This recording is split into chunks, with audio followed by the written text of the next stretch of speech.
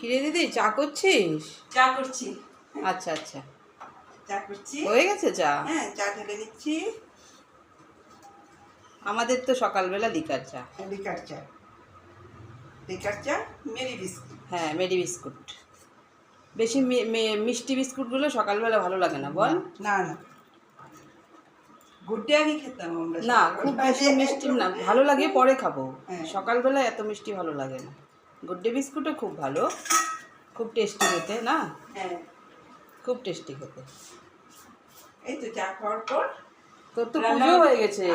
স্নান পুজো সকালবেলা হয়ে যায়। হ্যাঁ, আমার সকালে চা খেয়ে আস্তে আস্তে আবার রান্না বান্না সব কিছু।